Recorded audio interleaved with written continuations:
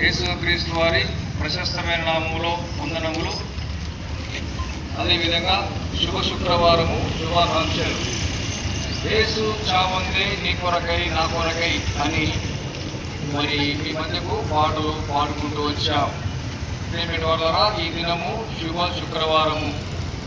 శుభ శుక్రవారము ఎందుకు అంటే మరి మానవుల్ని ప్రేమించి మానవులందరినీ రక్షించడానికి యేసుక్రీస్తు వారు అంటే ఈ భూమికి ఆకాశానికి సమస్తానికి దేవుడే యేసుక్రీస్తుగా మరి మానవ శరీరాకారముతో ఈ లోకానికి వచ్చి సమస్త మానవుల యొక్క పాప పరిహారార్థం కలవరి శిలువలో తన ప్రాణాన్ని పెట్టి మరణించి సమాధి చేయబడి తిరిగి లేచాడు.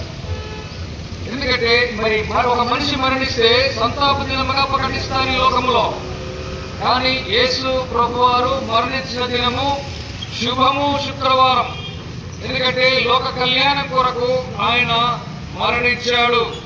ఆయన మరణించడం వలన మరి ఎవరైతే ఆయనను అంగీకరిస్తారో వారందరికీ విమోచన, విడుదల, సంతోషం, సమాధానము. కాబట్టి దేవుడు లోకమును ఎంతో ప్రేమించాను అని దేవుని వాక్యం సెలవిస్తుంది. దేవుడు ప్రేమ ఆ విధంగా దేవుని ప్రేమను వెల్లడిపరిచాడు. మరి ఏదో రకంగా ఈ లోకంలో ప్రేమను వెల్లడిపరుస్తారు, రకరకాలుగా వెల్లడిపరుస్తారు.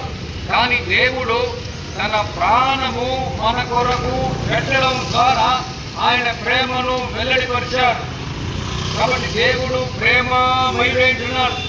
అంతటి ప్రేమమయుడే ఈ లోకానికి తనను తాను తగ్గించుకొని మన ఆకారములో, మానవ ఆకారములో, పాప శరీరాకారములో ఈ లోకానికి వచ్చి ఈ పాప శరీరానికి మనకు రావాల్సిన శిక్ష యావత్తు ఆయన కలవరి శిలువలో మనము చేసినటువంటి పాపములన్నిటినీ చేతులతో చేయబడినటువంటి పాపములకు చేతులకు, కాళ్ళతో చేయబడిన పాపములకు కాళ్ళకు, హృదయ మస్తిష్కముతో మనం చేసినటువంటి ఆలోచనతో చేసినటువంటి పాపములకు ఆయన కళ్ళకు మూల కిరీటము, హృదయము అన్నిటికంటే మోసకరమైనది ఆ దురాలోచన కలిగింది. ఆ హృదయం కొరకు, మన పాపము హృదయం కొరకు ఆయన గొప్పలో బల్లెపోటు, ఇవన్నిటినీ ఎక్కడికక్కడ మానవుని యొక్క పాపాన్ని సిలువలో కొట్టేశాడు. కాబట్టి క్రీస్తు యేసునందున్న వారికి ఏ శిక్షా విధియు లేదు అని దేవుని వాక్యం సెలవిస్తుంది. మనకు శిక్ష లేకుండా ఉండాలని, మనము మరి ఎలాంటి దోషముగా లేకుండా ఉండాలని ఆయనే మన దోష శిక్ష యావత్తు సిలువలో ఆయన భరించాడు. అందుకనే మానవునికి ఈరోజు శుభ శుక్రవారం. క్రీస్తు శకము 33వ సంవత్సరము ఏప్రిల్ మాసము 3వ తారీఖు యేసు క్రీస్తు వారు సిలువ వేయబడ్డారు. మరి అనేక సంవత్సరాల తర్వాత 2026వ సంవత్సరము ఏప్రిల్ మాసము 3వ తారీఖు ఈ దినము శుభ శుక్రవారము. దీనికి ఎంతో ప్రత్యేకత. కాబట్టి ప్రేమిల వల్ల శుభ శుక్రవారం అంటే చాలా మంది నాకు కూడా మొదలు తెలియకుండే ఏదో శుభ శుక్రవారం అంటే. కానీ శుభ శుక్రవారం అంటే దేవుడే సమస్త మానవుల కొరకు ఆయన కలవరి శిలువలో తన ప్రాణం పెట్టి సమాధి చేయబడి తిరిగి మూడు లేవడం, మనందరికీ పాప క్షమాపణ, మనందరికీ సంతోషం, సమాధానం, అది శుభం. కాబట్టి యేసు ప్రభు మరణించడము శుభము. ఎందుకంటే మనందరికీ లాభము. ఆయన మన దోషిని భరించాడు. మన బాధలు, మన వేదనలన్నీ సిలువలో సుమారు 6 గంటలు, 9 గంటల నుంచి 3 గంటల వరకు ఆయన 6 గంటలు ఎండలో మన కొరకు ఆయన వేదనను భరించాడు. మనకు రావాల్సిన వేదన అంతా భరించాడు. కాబట్టి దేవుని ప్రేమ, అది ఆ ప్రేమని ఈ యొక్క సమయంలో మీ మధ్యకు చెప్పడానికి వచ్చాం. మేము తెలుసుకున్నాము ఆయన ప్రేమలో సమాధానం, సంతోషము, నెమ్మది.